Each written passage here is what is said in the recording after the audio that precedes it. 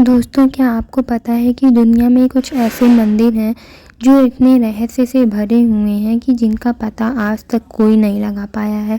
तो आज हम अपने वीडियो में बात करेंगे दुनिया भर के ऐसे ही 5 सबसे रहस्यमयी मंदिरों के बारे में। इन पांचों मंदिरों के रहस्य को सुनकर आप भी हैरान हो जाओगे। नंबर 5 पर जो टेम्पल है उसका नाम है पद्मनाभ स्वामी टेम्पल। केरल के तिरुवनंतपुरम में स्थित पद्मनाभ स्वामी टेम्पल श्री हरि विष्णु का सबसे प्रसिद्ध टेम्पल है। मंदिर में स्थित 7 दरवाजों में से 6 दरवाजों को खोला जा चुका है, जिसमें से इतना धन निकला जिसे गिनने के लिए 3 साल लग गए।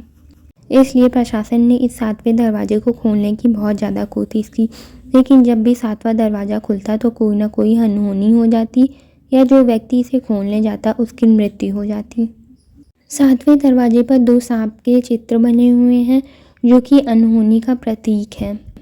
भूतकाल में इस मंदिर को लूटने के लिए बहुत से शासकों ने प्रयास किए, लेकिन कोई भी इस मंदिर को लूट नहीं पाया। इस दरवाजे को नागपाश मंत्र से बांधा गया है, जो सिर्फ गरुड़ पाश मंत्र से ही खुलेगा। अगर दरवाजे पर कान लगाकर सुना जाए तो सांपों की आवाज़ें और समुद्र की आवाज़ें सुनाई देती हैं। लोगों का मानना है कि इस दरवाजे के पीछे ब्रह्मास्त्र, कौस्तुभ मणि और बहुत सारे अस्त्र शस्त्र को छिपाया गया होगा, जो कि महाभारत में इस्तेमाल किए गए थे। हिंदू पुराणों के अनुसार इस दरवाजे को भगवान कलगी ही खोलेंगे। नंबर 4 का मंदिर है लाटू देवता का मंदिर। उत्तराखंड के वाण नामक गांव में स्थित है लाटू देवता का मंदिर। यहाँ भक्त मंदिर के अंदर प्रवेश नहीं करते, बल्कि मंदिर से 30 मीटर दूर एक परिसर में रहकर पूजा अर्चना करते हैं, क्योंकि वे ऐसा मानते हैं कि मंदिर के अंदर जाने पर वे अंधे हो सकते हैं। इस मंदिर के दरवाजे को साल में केवल एक बार ही खोला जाता है, और जब यह दरवाज़ा खोला जाता है तो इस मंदिर में केवल पुजारी ही अंदर जाते हैं, वो भी आँखों में पट्टी बांधकर, क्योंकि कहा जाता है कि इस मंदिर में स्वयं नागराज मौजूद हैं, वो भी अपनी नागमणि के साथ। और इस मणि से बहुत तेज रोशनी निकलती है, जिसे कोई आम इंसान नहीं देख सकता, जिसकी वजह से कोई भी अंधा हो सकता है। इसलिए पुजारी यहाँ पर अपनी आँखों में पट्टी बांध कर जाता है। कहा जाता है कि पुजारी की गंध नाग देवता तक और नाग की गंध पुजारी तक नहीं पहुँचनी चाहिए, इसलिए पुजारी अपनी आँख और नाक दोनों जगह पट्टी बांध कर जाता है। नंबर 3 पर जो मंदिर है उसका नाम है गगनमठ मंदिर। गगनमठ मंदिर भगवान शिव का है, जो 1000 साल पुराना है और कई रहस्यों से भरा हुआ है। मंदिर के अंदर ना कोई खिड़की है, ना कोई दरवाज़ा है, सिर्फ पत्थर के ऊपर पत्थर रखकर यह मंदिर बनाया गया है। मंदिर को देखकर ऐसा लगता है जैसे पत्थर लटक रहे हों और कभी भी गिर सकते हैं, लेकिन भगवान शिव के चमत्कार की वजह से कोई आंधी ना कोई तूफान इस मंदिर को हिला भी पाया है। हैरानी की बात यह है कि मंदिर से दूर दूर तक ऐसा पत्थर नहीं पाया जाता, फिर यह पत्थर कहाँ से आया। और मंदिर के परिसर के बीचों बीच में एक शिव जी की शिवलिंग विराजमान है। माना जाता है कि इस मंदिर का निर्माण भूतों ने किया था। भूतों ने इस मंदिर का निर्माण एक रात में किया था, लेकिन मंदिर का निर्माण करते करते सुबह हो गई, जिसके कारण मंदिर अधूरा ही रह गया। और मान्यता है कि आज भी रात में भूत यहाँ पर भगवान शिव की पूजा करने के लिए आते हैं। नंबर 2 पर जो मंदिर है उसका नाम है मां मुंडेश्वरी मंदिर। मां मुंडेश्वरी देवी मंदिर बिहार के तैमूर जिले में है। इस मंदिर का संबंध स्वयं पुराणों से है। इस मंदिर की घटना चंडमुंड के वध से जुड़ी है, जो कुंभ निशुंभ के सेनापति थे, जिनका वध इसी मंदिर में हुआ था। इस मंदिर में बकरे की बड़ी बड़े ही अनोखे ढंग से दी जाती है।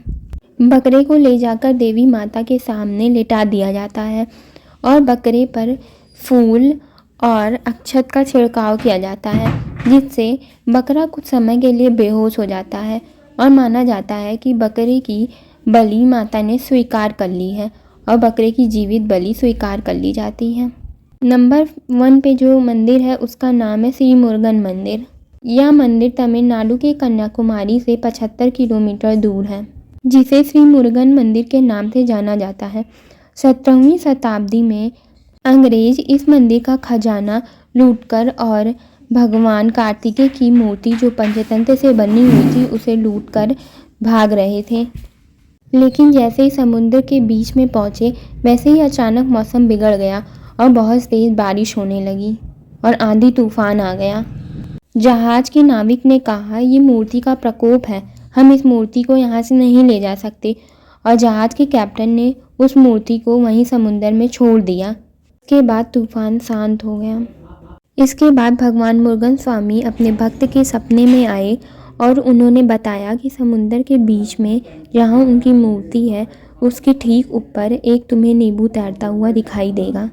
उसके बाद जब वह भक्त सच में नींबू ढूंढने गया तो उसे नींबू दिखाई दिया और नींबू के ठीक नीचे भगवान मुरुगन की मूर्ति थी। 2004 में यहाँ पर बहुत भयंकर सुनामी आई थी, लेकिन मंदिर पे पास आते ही यह 2 किलोमीटर दूर चली गई। समुद्र के किनारे मौजूद मंदिर आज भी सुरक्षित मौजूद है।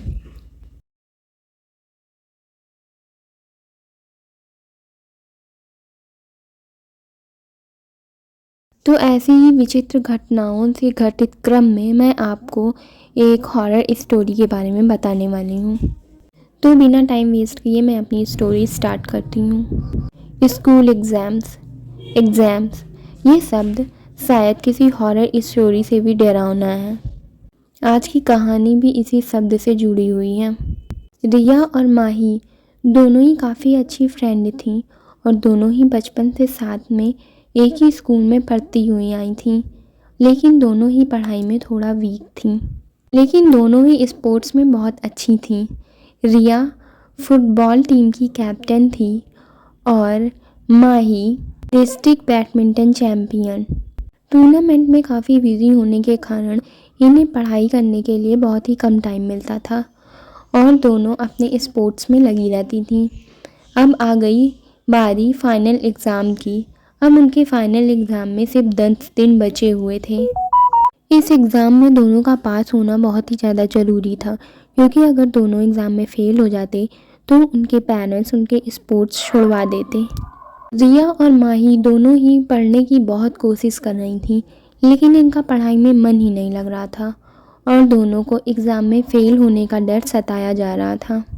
ऐसे करते करते 9 दिन बीत गए और पता ही नहीं चला और दोनों को कुछ भी नहीं आता था और अब आ गया फाइनल दिन एग्ज़ाम का। तो रिया ने माही से कहा कि मेरे पास कुछ ऐसा प्लान है कि हम पास हो सकते हैं, लेकिन उसमें बहुत ही ज़्यादा रिस्क है। लेकिन यही प्लान उन दोनों को फेल होने से बचा सकता था। माही की बहुत अच्छी दोस्त थी तान्या, जो कि प्रिंसिपल की बेटी थी। तो उसने तान्या को कॉल किया रात में और उससे प्रिंसिपल ऑफिस की चाबी मांगी। तो तान्या ने अपनी फ्रेंडशिप निभाते हुए बालकनी से चाबी गिरा दी। रिया का प्लान बहुत ही सिंपल था। वो जानती थी कि एग्ज़ाम के एक दिन पहले ही प्रिंसिपल ऑफिस में एग्ज़ाम्स पेपर आ जाते हैं। बस उन दोनों को वहाँ जाना था और क्वेश्चन पेपर निकालने थे और वहाँ के क्वेश्चन को कॉपी करके वहाँ से चले आना था। लेकिन दोनों नहीं जानती थी कि कितनी बड़ी मुसीबत में फंसने वाली हैं। जैसे तैसे करके दोनों स्कूल तक पहुँच गईं। फिर स्कूल की बाउंड्री को कूदकर पार कर ली और अंदर सिर्फ एक वॉचमैन ही था। दोनों ही जैसे तैसे करके वॉचमैन से बचती हुई प्रिंसिपल ऑफिस तक पहुंच गईं और उन्होंने जैसे ही प्रिंसिपल ऑफिस के दरवाजे को खोलने के लिए चाबी लगाई, वैसे ही रिया के कंधे पर ऐसा महसूस हुआ जैसे किसी ठंडी हवा का झोंका लगा हो। जब उसने मुड़कर देखा तो उसे बाईं तरफ कॉरिडोर के ऐसा लगा जैसे कोई दूर खड़ा होकर देख रहा हो। रिया ने जैसे ही माही को बुलाया और दोनों ने पीछे मुड़कर देखा, लेकिन उन्होंने देखा कि कॉरिडोर में वहाँ पर कोई भी नहीं है। फिर जैसे तैसे उन्होंने ताला खोला और जैसे ही ताला खोलकर अंदर घुसी, वैसे ही क्वेश्चन पेपर को ढूंढने लगी। जैसे ही क्वेश्चन पेपर को ढूंढ रही थी, अचानक दोनों के साथ कुछ ऐसा हुआ कि दोनों के होश उड़ गए। वहाँ पर रखी एक अलमारी का अपने आप दरवाज़ा खुल गया। दोनों ही तैसे तैसे करके अलमारी के पास पहुँची। अलमारी के पास पहुँचते ही उन्होंने देखा कि वहाँ पर सामने ही क्वेश्चन पेपर रखे हैं। दोनों ही जब क्वेश्चन पेपर उठाया और देखा तो उन्हीं के क्लास के थे और दोनों ही बहुत ही ज़्यादा एक्साइटेड हो गई और वो इस एक्साइटमेंट में यही भूल गई कि अभी उनके साथ हुआ क्या था, और दोनों ही जल्दी जल्दी क्वेश्चन को कॉपी करने लगीं। कि वो क्वेश्चन कॉपी ही कर रही थी कि उन्हें दरवाजे पे नॉक की आवाज़ सुनाई थी, जैसे कोई दरवाज़ा नॉक नॉक कर रहा हो। उन्होंने सोचा कि तान्या ने अपनी मम्मी प्रिंसिपल मैम को सब कुछ बता दिया होगा और प्रिंसिपल मैम जल्दी जल्दी यहाँ उन्हें पकड़ने आ गई हैं। दोनों की सिट्टी पिट्टी गुल हो गई और दोनों ने क्वेश्चन पेपर को छोड़ के डेस्क के नीचे छुपना सही समझा। दोनों डेस्क के नीचे छिप गईं और दरवाजे पे लगातार नॉक होते ही जा रहा था। धीरे धीरे इसकी आवाज़ बढ़ती गई और धीरे धीरे ऐसा लगने लगा जैसे कोई दरवाजे को पीट रहा हो और दरवाज़ा बस अब टूट ही जाएगा। ये अचानक से आवाज़ रुक गई तो माही ने ऊपर अपना सर करके देखा तो दरवाज़ा धीरे धीरे खुलने लगा और दरवाज़ा पूरा खुल गया। जब दोनों ने अपना सिर उठाकर ऊपर देखा तो दरवाजे की दूसरी तरफ कोई भी नहीं था। ये सब चीज़ें जो हो रही थी इन दोनों की समझ से परे थी, लेकिन यहाँ से निकलना उनके लिए अब इतना आसान नहीं था और ये बात वे दोनों भी जानती थी। दोनों ही टेबल के नीचे बैठकर यही सोच रही थी कि आखिर वो यहाँ आई है क्यों, और ये मना रही थी कि काश वो वहाँ अपने घर पर होती, लेकिन अब बहुत देर हो चुकी थी। इन दोनों ने पेपर कॉपी करना छोड़कर वहाँ से भागना सही समझा और दोनों वहाँ से भागने लगी। जैसे ही दोनों क्लासरूम से बाहर निकली वैसे ही उनका पैर ऐसे लगा जैसे कोई चीज़ उनके पैर के नीचे फंसी हो और दोनों ही उस चीज़ से लड़कर नीचे गिर गईं। दोनों इतनी तेज़ फर्श पे गिरी थी कि माही के फर्श पे गिरते ही वो बेहोश हो गई और रिया ने अपनी आंखें धीरे धीरे खोलते हुए देखा कि कॉरिडोर से कोई आ रहा है। उसे परछाई ऐसी कोई चीज़ आती हुई नजर आई और वो भी वहीं पे बेहोश हो गई। वे दोनों सुबह होश में आई जब वहाँ का पियून आकर उन्हें उठाया और उन्होंने देखा कि अभी कोई आया नहीं है और पियून ही सुबह सुबह जल्दी आया हुआ था। और दोनों के होश में आकर देखते ही पियून के साथ में सांस आई। दोनों को पूछने के बाद दोनों ने पियून को सारी घटना बताई, लेकिन पियून उसके बारे में सुनने के बाद उस पर विश्वास करने के लिए तैयार ही नहीं था।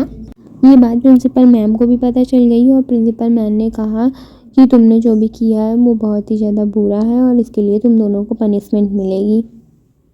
और इस घटना को दोनों आज भी भूल नहीं पाती हैं। आई होप गाइज आपको वीडियो पसंद आया हो। अगर आपको वीडियो पसंद आया हो तो लाइक करें, सब्सक्राइब करें और कमेंट करना ना भूलें। बाय बाय, मिलते हैं नेक्स्ट वीडियो के साथ।